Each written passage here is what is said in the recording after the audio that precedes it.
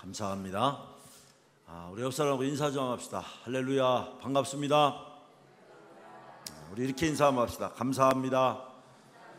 자, 한 번 더 이렇게 인사합시다. 당신 때문에 나는 살맛이 납니다. 다시 한번, 당신 때문에 나는 살맛이 납니다. 반대입니까? 죽겠습니까? 반대로도 우리 한번 인사합시다. 반대로도, 당신의 인격이 어떠하든지 나는 끝까지 당신을 사랑하겠습니다. 이게 금암제일교회의 영성인 줄로 믿습니다. 끝까지 예수 그리스도를 붙잡을 수 있기를 바랍니다. 그리스도를 붙잡으셔야 합니다. 무리를 걷던 베드로가 그리스도를 놓칠 때 물에 빠져갔습니다. 우리 인생이 그리스도를 놓을 때 세상에 빠져갑니다. 우리는 그리스도를 붙잡아야 될 줄로 믿습니다. 예수 그리스도를 붙잡아야 될 줄로 믿습니다. 예수님의 이름으로 일어서야 할 줄로 믿습니다. 그러면 만사 형통의 삶이 되는 줄로 믿습니다. 영혼의 감사가 일어나게 될 줄로 믿습니다. 우리가 좋아서 감사하는 사람들은 많지 않습니다. 좋아서 기뻐하는 사람들은 많지 않습니다. 그러나 힘들고 어려워도 그 안에 그리스도의 영이 함께하기 시작할 때 그 영은 사태를 역전시키는 능력이 있는 줄로 믿습니다. 그러므로 우리가 꼭 붙잡아야 될 것은 예수 그리스도예요. 그리고 그의 영성인 줄로 믿습니다. 이건 놓치면 모든 것을 잃어버립니다. 어떤 노인 둘이 앉아가지고요 얘기를 했습니다. 뭐 할 일도 없고 그래서 이런저런 얘기하다가 한 노인이 말했습니다. 나 이번에 엄청 비싸고 성능 좋은 보청기를 아들이 사줬어. 그 얘기를 들은 다른 노인이 아주 부러워가지고서 물었습니다. 아이고 그래? 얼마야? 그러니까 이 보청기를 자랑하던 노인이 시계를 보면서 말하기를 2시요 그러더라고요. 그 엄청 좋은 보청기가 못 알아들어요. 여러분 우리 사람도 열려야 될 줄로 믿습니다. 마음이 열리고 귀가 열리고 또 뭐 지식이 높다고 또 무슨 뭐 다른 어떤 것들이 위치가 무엇을 보장해 주는 게 아니에요. 열려야 될 줄로 믿습니다. 열려야 될 줄로 믿습니다. 열리는 역사가 일어나야 돼요. 성령은 우리를 열어주십니다. 성령은 문제를 풀어주십니다. 우리가 그토록 간구하며 어떤 사람은 이 추운 날씨 한겨울에도요 눈 위에서 바위 눈 위에서 밤을 새도록 하나님 앞에 그 하나님 만나기 위하여 부르짖고 그 하나님 만나기 위해서 성령 받기 위하여서 애타게 몸부림치는 이유가 무엇입니까? 열려야 하기 때문에, 하나님이 열어주셔야 하기 때문에 그 인생의 문을 열어주셔야 되겠고, 그 인생에 걸어가는데 사단과 마귀와 귀신 같은 악한 영들의 역사를 자기 힘으로 감당 못한다고 하는 걸 깨달은 자들은, 하나님의 도우심이 필요함을 아는 사람들은 몸부림칩니다. 하나님 만나야 하기 때문에. 할렐루야.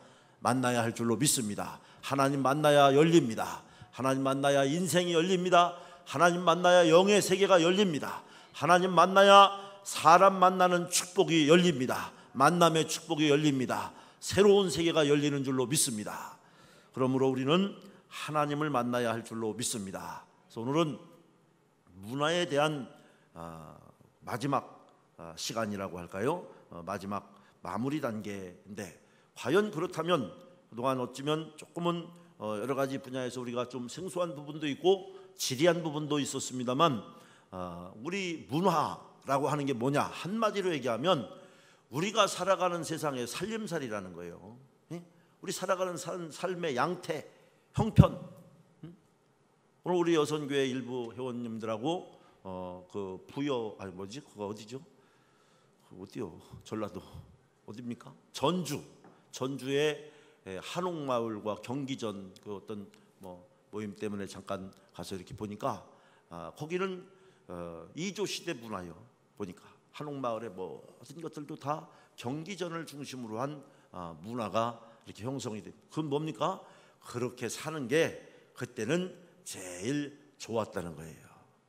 깨달았든 깨달았지 않았든 간에 제일 좋았다는 거예요. 오늘 우리가 여기서 문화에 대한 이야기들을 쭉 하는 것은 뭐냐? 이것을 여러분, 우리 한국의 대표적인 토착화 신학자 유동식 박사는 지금 제가 쭉 한 열몇 시간 동안 말씀드린 그런 내용들을 한마디로 얘기해서 토착화 신학으로 성경을 한국적 관점에서 적용하는 내용으로 정리한 사람이 대표적인 주자가 유동식 박사라고 하는 분이라고 볼 수가 있겠고요. 그래서 그것을 조금 어려운 얘기로 신학을 공부하는 사람들은 그것을 토착화 신학이라고 말합니다. 그래서 우리가 이제 그 시시껄렁하게 너무 오버하면 안 된다고 하는 거죠. 자, 이스라엘에게는 이스라엘의 문화가 있었습니다. 제가 쭉 이렇게 아주 자세히 많은 것을 본 건 아니지만 가보기는 한두 번밖에 못 가봤어요. 가보기는 다 가봤지만 한두 번 가서 다 살아본 것도 아니고, 그러나 제가 그 중동 지역에 이제 성지순례 시리즈에 대해서 이제 그 CD로 제가 다 10번도 넘게 봤습니다. 제가 틈만 나면 이제 휴식 시간에 그것을 이렇게 봤어요. 그래서 가보는 것보다 사실은 그걸 통해서 많은 지식과 또 성경을 읽는 현장을 이제 저로서는 제가 그렇게 10번, 20번 가볼 만한 형편이 안 되니까 경험해 본 바에 의하면 그들의 문화 가운데에서 그들의 척박한 문화 가운데에서 그들은 물론 그들의 잘못이지만 그들은 그 척박한 문화 가운데에서 한 번이라도 한눈 파르면 마귀나 우상에게 넘어갈 수밖에 없는 환경 가운데 있었구나라고 하는 것 또한 깨닫게 되고, 그래서 그들은 오직 눈을 부릅뜨고 여호와를 향해야 되는 거예요. 할렐루야. 오늘 우리가 살아가는 이 세대의 문화 가운데는 어떻습니까? 과연 이 세대의 문화 가운데 우리가 눈을 뜨고 이곳을 바라보고 저곳을 바라보고 이 사람을 만나보고 저 사람을 만나보면 만나는 사람마다 그 사람으로 인해서 은혜와 성령이 충만해집니까? 그렇지는 아마 않을 거예요. 우리가 살아가는 이 세상에도 세상 문화가 지배하고 세상 방법, 학습도감적인 지식과 문화가 리더하고, 그리고 세상 사는 것들이, 우리가 사는 삶에 세상 사는 것들이 바빠서 사실은 신앙의 시점, 관점도 혼돈이 있는 시대 가운데 우리가 사는 거죠. 사실은 다시 말하면 여러분 보십시오. 솔직히 내가 잘 살기 위하여, 내가 잘 되기 위하여, 우리 가정이 잘 되기 위하여 하나님을 믿지요. 아멘? 아멘? 네. 그런데 사실 신앙은 뭡니까? 하나님의 영광을 위하여, 하나님을 위하여 믿음 생활을 하는 게 신앙이죠. 그런데 사실은 실제적으로는 내가 잘 되기 위해서, 내가 잘 살기 위해서, 이런 관점이 무엇입니까? 우리가 살아가는 세상의 관점.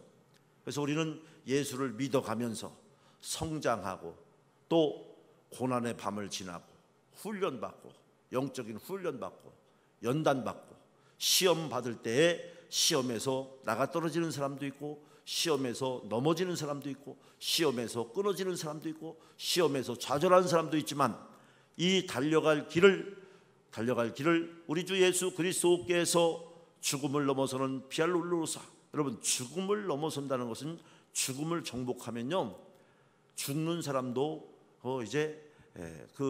죽는 사람도 하나도 두렵지 않아요. 죽음을 정복하면. 그러나 죽음을 정복 못하면 죽을 일이 아니어도 죽을 만한 상황만 와도 얼마나 두렵고 떨고 벌벌 떠는지 몰라요. 이게 없는 것과 자존감이 없는 사람들과는 달라요. 그럼 없는 사람들, 자존감이 없고 지식이 없고 돈이 없고 힘이 없고 능력이 없고 권력이 없는 사람들은 배는 게 없죠. 그거하고는 다른 거예요. 그거하고는 전혀 다른.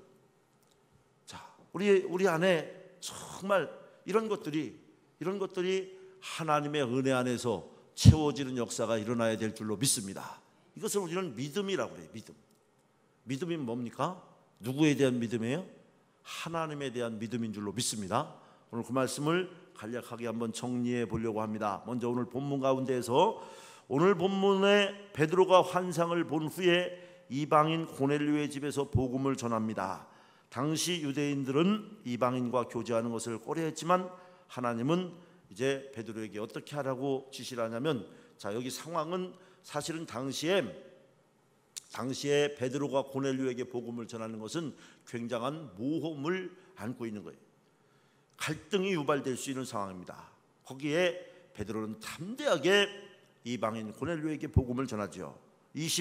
앞서 있는 말씀 보면 28절 말씀을 우리 한번 함께 보겠습니다. 28절, 이르되 유대인으로서 이방인과 교제하며 가까이 하는 것이 위법인 줄은 너희도 알거니와 하나님께서 내게 지시하사 아무도 속되다 하거나 깨끗하지 않다 하지 말라 하시기로. 자, 규칙은 나도 안다. 그러나 성령님이 강권적으로 말씀하시기 때문에 누구든지 속되다거나 깨끗하다고 구별하지 말고 하나님이 말씀하셔서 나는 하나님 말씀에 순종한다. 베드로의 고백이 되겠죠. 이 하나님의 구원이 이스라엘에게만 제한되지 않는다는 것을 어떻게 말하고 있냐면 34절 말씀을 보면, 우리 34절 봅니다. 베드로가 입을 열어 말하되 내가 참으로 하나님은 사람의 외모를 보지 아니하시고, 35절, 각 나라 중 하나님을 경외하며 의를 행하는 사람은 다 받으시는 줄 깨달았도다. 자, 사람은 이렇게 저렇게 구별하지만, 자, 우리 문화도 그렇잖아요. 사람은 이렇게 저렇게 차별하지만, 그래서 사람은 그게 사실 다를 뿐이지 틀린 게 아닌데, 그럼 문화가 다른 것은 틀린 게 아니에요. 네? 언어의 방식도 다르고 사는 방식도 다 다른 거예요. 살아온 방식 때문에 다른 거죠. 이것을 가장 많이 경험하는 게 결혼을 통해서 한 가정을, 이제 남녀가 한 몸을 이룰 때죠.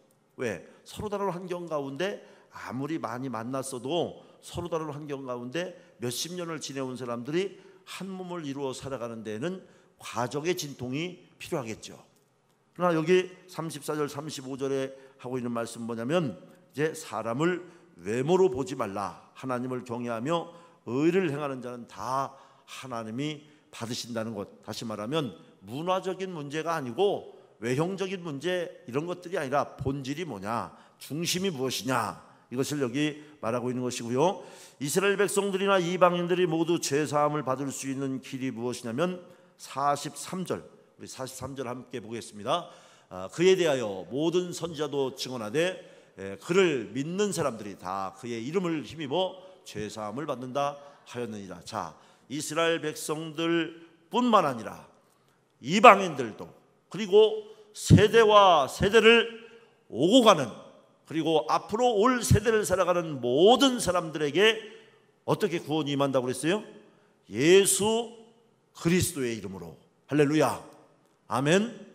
그래서 예수 그리스도의 구원의 복음은 문화를 넘어서는, 문화를 초월하는, 그래서 문화의 초월자 예수 그리스도라고 하는 것을, 그를 믿는 사람들이 그의 이름을 힘입어, 누구든지 믿음으로, 이제 예수 그리스도를 믿는 사람들은 예수 그리스도의 이름으로 그들이 유대인이든 이방인이든 또는 오고 오는 세대, 그리고 다가올 세대에 이르기까지 영원히 예수 그리스도의 이름, 유일한 예수 그리스도의 이름으로 구원의 역사가 임하는 줄로 믿습니다.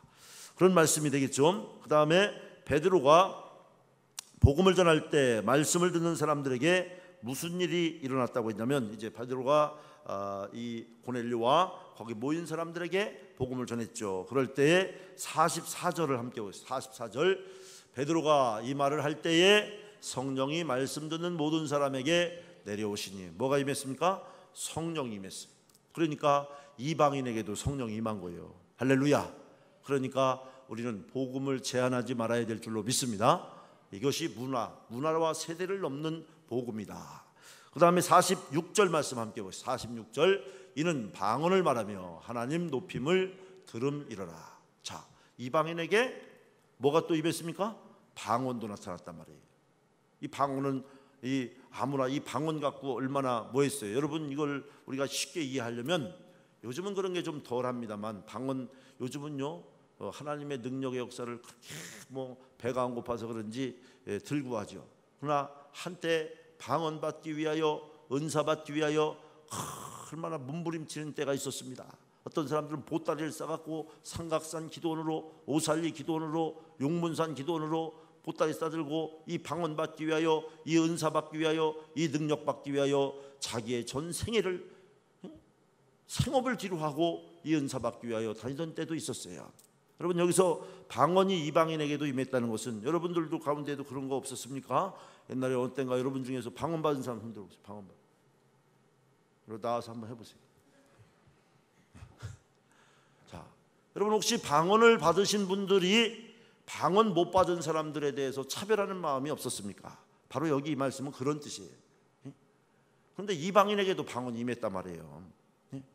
이거 뭡니까? 유대인들이 방언 받고요, 예수 믿는 사람들이 방언 받고 자기들은 특별한 사람들이라고 방언은 우리만이 하는 것이라. 그런데 이방인에게도, 고넬료에게도 방언이 임했어요. 베드로를 통해서. 할렐루야.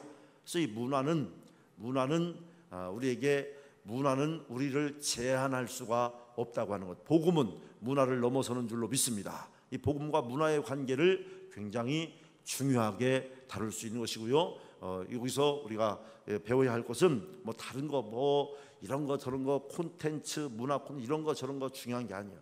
참 중요한 것은 그런 것에 갇혀서, 여러분 여러 가지가 방언만 그렇습니까? 그러면 또 시대가 바뀌어가지고 좀 여러분 그 뭐 스마트폰이라든지 또는 무슨 경배와 찬양이라든지 뭐 이런 거 못하면 마치 그것도 제한되는 것 같잖아요. 은혜 못 받. 그렇지 않단 말이에요. 제 말에 이 오늘 말씀을 기초로 한 문화에 대한 말씀의 핵심은 뭐냐? 우리 모두에게는 은혜의 기회가, 문화를 넘어서 은혜의 기회가 열려 있는 줄로 믿습니다. 그리고 이 문화는 그거에 따른 하나의, 어떤 때는 장애가 되기도 하고 어떤 때는 도구가 되기도 한단 말이에요. 할렐루야. 그래서 그건 중심이 절대 안 된다는 거예요. 그래서 텍스트와 우리 콘텍스트의 그 오류를 넘어서는 믿음이 돼야 할 줄로 믿습니다.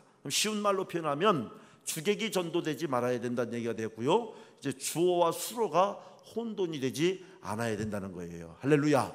우리에게 필요한 것은 복음이요, 우리에게 필요한 것은 믿음인 줄로 믿습니다. 믿음의 방법론이 어떤 문화가 필요할 수도 있고요, 또 믿음의 방법론에서 오늘 현대인들에게 이를테면 요즘 무슨 이런 거 있잖아요. 애니팡 뭐 이런 거 있지 않습니까? 게임 뭐 해가지고 저한테도 무슨 하트 그런 걸 보내는데, 보내지 마요. 네, 우리 교인들 중에도 보내는데 보내지 마요. 쓸 줄 알아야지. 저 바빠서 하도 못하고 아깝기도 하고. 나쁜 뜻이 아니고, 이걸 아는 사람들, 그 문화를 접한 사람들은 그 문화와 접촉된 삶을 살지만 그거 모른다고 해서 하나님 못 만나는 건 아니에요. 할렐루야. 아멘. 그러나 기능이, 그러면 모르면 장땡이냐, 그런 건 아니란 말이죠. 자, 우리가 여기서 중심권을 잘 파악해야 될 줄로 믿습니다. 그래서 여기 베드로가 본 환상을 생각할 때 그리스도인은 세상 문화에 대해서 어떤 제세를 가져야 되느냐라고 하는 관점의 문제를 우리가 바르게 짚어야 한다는 것이 오늘 본문을 통해서 우리가 얻을 수 있는 영적인 교훈이 되겠고요. 마무리하면서 몇 가지 문화와 교회 성장의 함수관계 또는 역학관계를 우리가 한번 살펴볼 수가 있겠고, 그래서 교회는 시대의 문화를 거스르지 말아야 하되 시대의 문화에 흡수되지 또한 말아야 될 줄로 믿습니다. 세속화되지 말아야 하고 구별되되 세속화되지 말아야 한다는 것이죠.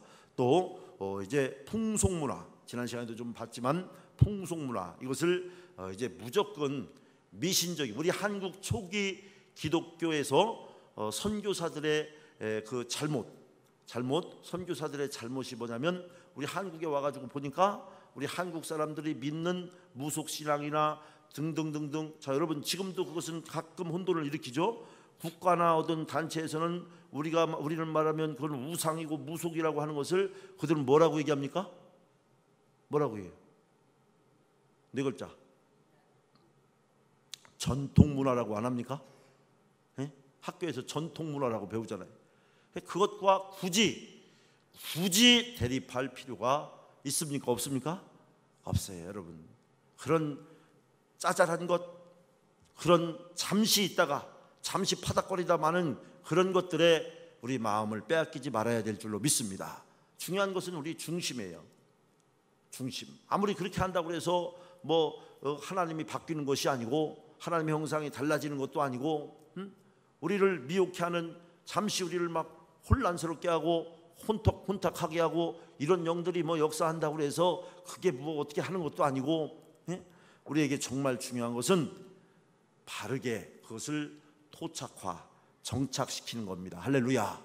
그래서 우리 한국의 이제 처음 그리스도인들이 그것에 대해서 우리 한국 초기 그리스도교 역사에도 나오지 않습니까? 그래서 초기 선교사들의 오류를 바로잡고 이제 그것을 나쁘다고만 얘기할 것이 아니라 이제 우리 한국 민족 속에 들어있는 전통, 그래서 그것을 토착화 신학이라고. 한때 이것이 보수주의 신학과 대립한 과정이 있었습니다.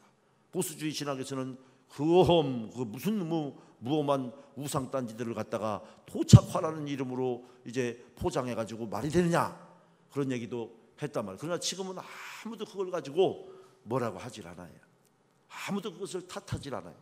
그건 이미 그것대로 그것이 복음에 반대되는 현상에 아무런 영향을 미치지 못했다고 하는 것이죠.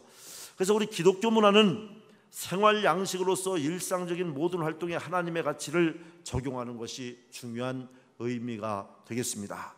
기독교는 그동안 세상 속에서 생명 문화를 창조하는 데 앞장서왔고, 문화사역이라고 하는 새로운 영역이 발생되게 되었고, 이 문화사역은 교회 성장의 주동자가 아니라 견인차 역할을 할 수 있다고 하는 것, 다시 말하면 조력자요 보조자 역할을 할 수 있다고 하는 거죠.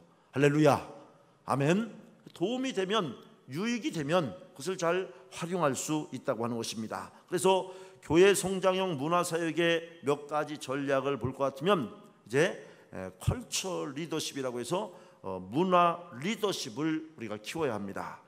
문화 리더십은 어떤 사건이나 사물을 기독교 세계관으로 이해한 뒤에 바르게 적용할 수 있는 능력인데, 사회의 문화적인 현상에 관심을 가지고 그 가운데서 기독교적인 가치관을 세워 나가는 것이 중요한 의미를 갖는 것을 말합니다. 그래서 문화 리더십이라고 하는 것은 시대 현상 가운데에서 이제 지식 있는 기독교 지도자, 컬처 리더십을 가진 기독교 문화의 지식이, 지도력이 있는 사람이 그 시대의 문화 속에서 예수 그리스도의 복음의 이제 우위와 차별성을 이제 만들어갈 수 있는 것. 그래서 성경은 사무엘상 13장 14절에는 이렇게 말했어요. 우리 함께 봅니다. 지금은 왕의 나라가 길지 못할 것이라. 여호와께서 왕에게 명령하신 바를 왕이 지키지 아니하였으므로 여호와께서 그의 마음에 맞는 사람을 구하여 여호와께서 그를 그의 백성의 지도자로 삼으셨느니라. 자, 그러니까 그 시대의 흐름 가운데에 여기 그 사무엘상에 있는 말씀은 뭡니까? 하나님이 그때에 적합한 지도자를, 필요 없는 경우에는 폐하시고 적합한 지도자를 세운다고 하는 거죠. 그 시대의 문화와 현상 가운데 그 시대에 맞는 지도자들을 통해서 하나님이 문화 리더십을 키운 사람들을 통하여 그 시대의 문화 가운데 그리스도의 복음을 전파하게 하시는 줄로 믿습니다. 그래서 그것은 시대와, 그래서 여러분 도덕에서도 절대 도덕이 있고 상대 도덕이 있어요. 상대 윤리라고 하는 게 있지 않습니까? 여러분, 상황윤리, 상대 윤리라는 게 있잖아요. 자, 예를 들면 전쟁에, 여러분 예를 들어서 사람을 죽이면 어떻게 됩니까? 살인이잖아요. 그렇죠?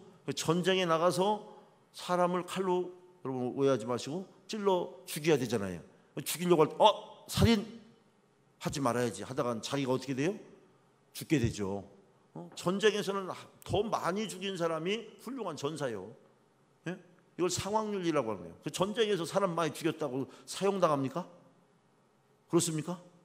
자, 이런 문화적 사역의 영역을 우리가 바르게 이해할 수 있어야 한다는 것입니다. 두 번째로는 문화 교육을 우리가 실천할 때 문화 위의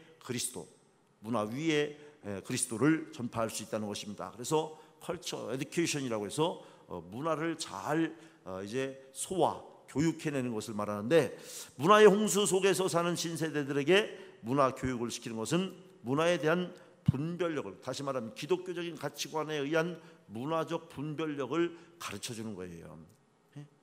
문화가 우상이 되지 않도록 바르게 교육하는 것입니다. 교회학교 커리큘럼에 문화 관련 프로그램을 포함시키는 것도, 이를테면 이 시대에 되어지는 여러 가지 그 시대 문화들이 있지 않습니까? 이런 것들에 대해서 이를테면 텔레비전에 대한 입장이라든지 또 스마트폰에 대한 입장이라든지 여러 가지 또 어떤 그 음악에 대한 입장이라든지 이런 것들을 제한만 할 것이 아니라 그것을 바르게 가르쳐주는 일. 빌립보서 1장 10절에는 그리스도인들이 어떤 것을 분별해낼 수 있어야 된다고 말하고 있냐면, 우리 함께 봅니다. 너희로 지극히 선한 것을 분별하여 또 진실하여 허물 없이 그리스도의 날까지 이르고 지극히 선한 것을 분별하라. 그래서 우리가 바르게 가르쳐야 될 줄로 믿습니다. 다음으로는 문화 사역자를 이제 세우는 것, 컬처 미니스터라고 해서 이것을 전문적으로 사역할 수 있는 사람이 또한 필요하고 연구하는 사람이 필요하죠. 교회는 실력과 영성을 겸비한 문화 사역자를 세우는데 이제 그 투자 또는 주력할 필요가 있습니다. 문화를 다스릴 수 있는 사람을 키우는 일은 하나님께서 주신 사명입니다. 특히 문화 사역에 관심 있는 청소년을 발굴해서 키우는 것도 미래 목회를 준비하는 한 가지 중요한 방법 중에 하나라고 하는 것이죠. 그래서 또 뭐 부작용도 있습니다. 한때는 이런 뭐 문화가 그게 다가 아닌데 문화 사역자를 키운다고 해서 전부 다 막 악기나 배우고 공부는 하나도 않고 뭐 이렇게 영적 생활도 않고 말씀이 기초가 되지 않으니까 뭐 이게 뭐 준 딴따라 같이 이렇게 돼버리고 그래가지고 가벼워지고 말씀이 기초가 되지 않을 때, 여러분 말씀이 기초가 돼야 할 줄로 믿습니다. 말씀이 없는 사람은 가벼운 거예요. 그 가벼움은 영성이 없고 능력의 역사가 나타나지 않습니다. 신앙생활은요 깊은 영성을 필요로 하는 것입니다. 여러분 우리가 이제 신앙의 연조가 있고 이제 가문에 정말 신앙의 명문 가문이 된다는 것이 무엇입니까? 그 신앙의 명문 가문이 된다는 건 그 가정에 신앙의 전통이 있는 거예요. 그래서 고난이 올 때에도 즐거워하는 사람들, 그리고 감당 못할 시험도 넉넉히 그 조상들이 견디어오고 감당해왔던 신앙의 방법으로 고난이 올 때에, 또 인생의 고난의 밤이 올 때에 금식하며 철회하며 믿음의 방법으로 이제 그 신앙의 영성을 가지고, 또 교회의 영성이 있다는 것이 무엇입니까?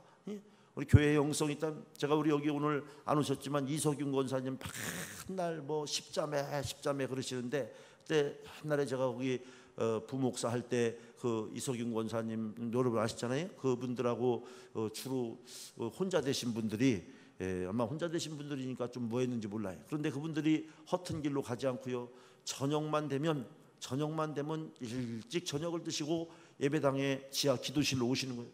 그래서 밤새, 여러분 정말 제가 잡다 많고요, 그분들은 정말 그 기도의 제목, 교회가 요구하는 기도의 제목들을 매일매일 거기 중보기도의 요청들을 가지고 오면요, 이분들이 정말 때를 따라서는 금식하며 기도하고, 이분들이 지금은 이렇게 막 80, 90이 다 돼가는데 이분들이 한 60대 때 얼마나 기도의 영성으로 교회를 살리는 기도의 영성이 있어요. 그것도 그 교회에서는 하나의 중요한 문화고요. 그리고 그분들에게는요, 이제 남편이나 부모로부터 몰려오는 좋은 신앙의 전통을 가진 분들, 시간이 지나서 몇십 년이, 한 20여 년 이렇게 제가 지나면서 이야기를 들어보니까 그 자녀들이 이제 그 자녀들 벌써 손자, 증손자 이렇게 되는데 그 자녀들이 다 잘 된 거예요. 할렐루야. 놀랍게도 그분들의 자녀들이 전부 장로님도 되고 또 사회적으로도 되고, 이게 뭡니까? 그냥 되어진 일. 이분들이 이게 중요한 문화예요. 이분들이 그 영성으로, 그 믿음으로. 그런데 이 영성이 없는 사람들은요, 조그만한 일에도 부안해동하고요, 파닥파닥하고. 우리는 이 깊은 영성이 있어야 될 줄로 믿습니다. 그렇게 가벼울 것 같으면, 우리의 믿음이 그렇게 가벼울 것 같으면 역사가 일어나는 사람이 없어요. 여기 있는 말씀대로 우리는 좋은 문화 사역자를 준비해야 될 줄로 믿습니다. 그래서 시편 110편 3절에 보면 크리스천 문화를 계승 발전시킬 수 있는 사람에 대해서 이렇게 말하고 있어요. 우리 한번 봅니다. 주의 권능의 나라의 주의 백성이 거룩한 옷을 입고 즐거이 헌신하니 새벽 이슬 같은 주의 청년들이 주께 나오는도다. 자, 거룩한 주의 옷을 입고 이제 즐거이 헌신할 수 있는 주의 청년들, 새벽 이슬 같은 주의 청년들, 이들이 바로 문화사역자들이 돼야 할 줄로 믿습니다. 이것은 진정한 영성이 뒷받침될 때 가능한 이야기가 되겠습니다. 그래서 이제 마지막으로 교회 성장을 이룰 수 있는 문화사역의 몇 가지 유형을 볼 것 같으면, 이제 복음 전도를 위해서 다양한 문화적 요소를 활용하는 교회들이 많아지고 있고, 이런 교회들은 대부분 탁월한 교회 성장을 이루기도 하는데, 과거 이제 문화사역을 통해서 또한 우리 한국교회 많은 영성의 이제 진통기를 경험해 오기도 했다는 사실을 우리가 염두에 두면서 현대 사회에서 우리에게 교회 성장형 문화사역의 몇 가지 유형을 살펴보면, 첫 번째로 우리 한번 따라합시다. 불신자를 위한 열린 예배. 자, 매주 불신자들을 위한 예배를 별도로 드리는 교회가 점차 늘어나는 추세입니다. 이런 예배는 대개 영화 상영과 같은 문화 프로그램, 드라마를 통한 주제 전달, 구원 초청 등으로 구성됩니다. 별도의 불신자 예배가 어렵다면 기존 예배의 시청각 자리를 활용하는 등의 배려가 가능합니다. 이런 이제 정리가 되겠는데, 이것은 불신자를 위한 열린 예배는 개방형 강의라든지, 왜냐하면 여러분 보세요. 여러분에게는 주여 익숙하잖아요. 통성기도가 거북스러운 사람 손 들어보세요. 솔직하게 괜찮아요? 없어요? 그런데 전혀 예수 안 믿던, 불교만 믿던 사람이 예배당에 오면 통성기도하면 깜짝 놀랄 수도 있어요. 방언해봐요. 놀래 자빠질 수도 있어요. 바로 이 불신자를 위한 개방형 예배라고 하는 것은 이것은 이런 기독교 문화에 대해서, 그래서 우리 기독교인들이 이게 재밌어요. 저도 우리 딸이 신학을 이제 2학년 벌써 한 2년이 이제 다 돼가지고 3학년 되는데, 그런데 맨 처음 학교를 가가지고 한두 달 됐는데 뭔 얘기를 하는데 말끝마다 사역이 어쩌고 사역 하더라고. 저는요 사역이라는 말을 거의 안 씁니다. 왜? 그 말 자체가 나쁜 말은 아니에요. 그러나 일반인들에게는 어려운 단어란 말이에요. 여러분 길 지나가다가 내가 사역을 하는데 얘기해봐요. 뭔 얘기인지 알아듣습니까? 그래서 여기서 이 얘기는 뭐냐면, 불신자를 위한 열린 예배는 뭐 따로 열린 예배만 드린다고 되어지는 게, 율법적인 권위를 세운다고 해서 되어지는 것이 아니라, 우리 속에 이것이 세상을 향해서, 세상 문화를 향해서 우리 기독교 문화가 열린 마음을 가져야 될 줄로 믿습니다. 그래서 그들을 수용할 수 있는 수용성, 리스판스, 수용성을 갖는 것, 이것이 중요한 문화적 관점이라고 하는 거죠. 아멘 되십니까? 세상을 향해서 문화적 수용성, 기독교 문화가 세상 문화, 세상 사람들에 대해서 수용성을 갖는 것. 두 번째로 우리 한번 따라합시다. 불신자 초청 문화 행사, 다양한 문화적 행사를 활용해서 복음을 전하는 데 훨씬 좋은 면이 될 수 있습니다. 또 문화쉼터라는 이름으로 좋은 영화를 상영하거나 명사를 초청하는 교회도 있고, 장애인을 위한 콘서트를 열어서 좋은 이미지를 심고 있는 교회들도 있는데, 이를테면 이것은 세상을 향한, 우리 교회 같은 경우는 이를테면 노인대학이라든지 뭐 그렇게 잘 되고 있지는 않지만, 다니엘 같은 경우도 사실은 그런 취지로 시작을 했는데 그렇게 활성화가 되지는 못하고 있지만, 또 우리 어린이집 같은 경우도, 어린이집이 뭐 법인이라 경제적인 그런 것들도 괜찮다, 이거에 우리는 저는요 여기 온 뒤에 지금까지 기도합니다. 그것이 중심이 될 때에는 하나님의 출발점이 되지 못한다. 이 기관이 축복의 꽃이 되지 못한다. 이 기관을 통해서 정말 불신자들에게, 우리 어린이집이라고 하는 이 초기에, 그 어렸을 때의 이 기관을 통해서 예수 그리스도를 영접하고, 이곳을 통해서 영혼이 잘 되고, 이곳을 통해서 우리가 세상 사람들에게 이제 복음을 전하고, 그들이 교회를 아주 이제 편안하게 오고 갈 수 있는 문화적 콘텐츠가 형성되는 곳이 되어야 될 줄로 믿습니다. 그러니까 이게 굉장히 중요한 의미, 이 방향 전환이 그렇게 쉬운 것은 아니죠, 사실은. 그래서 이제 우리로 보면 불신자 초청 문화 행사라는 이런 것들이 볼 수가 있습니다. 노인대학 같은 경우도 그런 것 중에 대표적인 것으로 우리로서는, 그러나 그런 것들과 또 다른 측면에서 뭐 어느 교회 같은 경우는 매주, 이 시설이 잘 돼 있는 어느 교회 같은 경우는 매주 금요일이나 이런 때 이제 건전한 영화를 보여준다든지, 또 한 달에 한 번씩 콘서트를 한다든지, 뭐 여러 가지 다양한 불신자들이 교회 안에 자연스럽게 교회 문화를 수용할 수 있는 과정들을 겪게 하는 일들이 있고, 우리도 그런 일들에 대해서 넓은 의미에서 이제 복음 전파에 이것을 선용할 수 있어야 될 것입니다. 그 다음에 세 번째로는 우리 따라합시다. 지역사회를 위한 문화사역. 이것은 우리가 흔한 말로 요즘 뭐 동사무소 이런 데 취미 활동 많이 하지 않습니까? 우리 장로님들로 하고 그런데 북글씨, 꽃꽂이 뭐 이런 거 저런 것들 있지 않습니까? 그래서 지역 주민들을 대상으로 다양한 문화 강좌를 개설하는 것. 일산의 어떤 교회는요, 꽃꽂이, 수지침, 영어 강좌 수십 개의 다양한 강좌를 개설해서 지역 주민들에게 제공한다는 것입니다. 문화 강좌 때문에 교회를 드나들면 그만큼 복음을 접할 기회도 많아지게 된다는 것이죠. 그래서 지역 사회를 위한 문화 사역도 굉장히 중요한 영역 중에 하나고, 또 이제 뭐 그런 측면만이 아니라 이런 기능적 측면만이 아니라 뭐 교회 안에 등산 모임이라든지 골프 모임이라든지 또 무슨 뭐 여러 가지 있지 않습니까? 뭐 걷기 모임이라든지 별의별 어떤 그 건강을 위한 동아리라든지 또한 그 외에도 여러 가지 그 기술적인 부분들을 함께 할 수 있는 그런 사역이 되겠죠. 그다음에 마지막으로 우리 따라합시다. 기독교 시민운동. 우리 한번 따라합시다. 기독교 시민운동.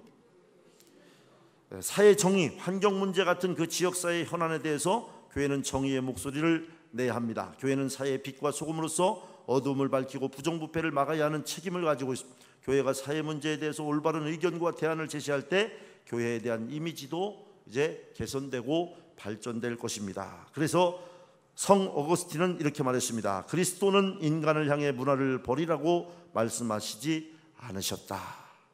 여러분, 세상과 구별한다고 하는 것은 거룩함의 구별이지 일부 나시린의 구별이나 SNF파의 구별은 아니라는 사실을, 우리는 세상 속으로 그리스도의 복음을 들고 들어가야 한다는 거죠. 성 어거스틴은 그렇게 말한 것입니다.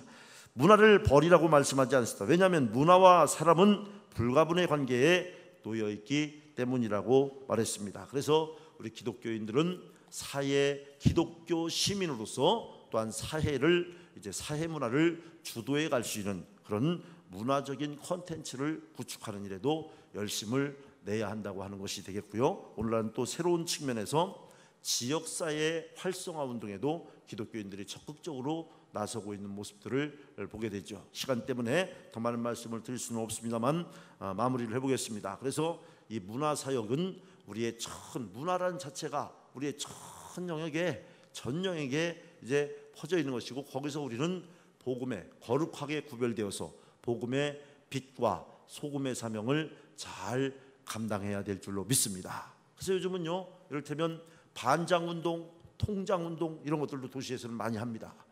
기독교인들이, 장로님들이 또 권사님들이 반장을 하고 통장을 해갖고요, 그리스도의 향기를 바라는 거예요. 그래서 잘 하는 거예요. 요즘 부패 뭐 이런 것들인데 건전하게 정말 그 공동체를 잘 이끌어내서 향기를 내는 겁니다. 야, 그 사람이 어디 교회 집사님이래, 어디 교회 권사님이래, 어디 교회 장로님이래. 그런데 그분이 돈 떼먹었대. 이렇게 되면 하나님의 영광을 가리지만, 그분이 어디 교회 집사님이래, 어디 교회 권사님이래, 어디 교회 장로님이래. 그런데 정말 그분이 깨끗하고 물질 문제 깨끗하고 윤리 도덕적으로 깨끗하고 헌신하고 봉사하고 지역사회를 위해서 이제 그럴 때 복음이 전파되는 줄로 믿습니다. 이것이 문화 위의 그리스도, 문화를 변혁해가는 그리스도라고 말할 수가 있겠습니다.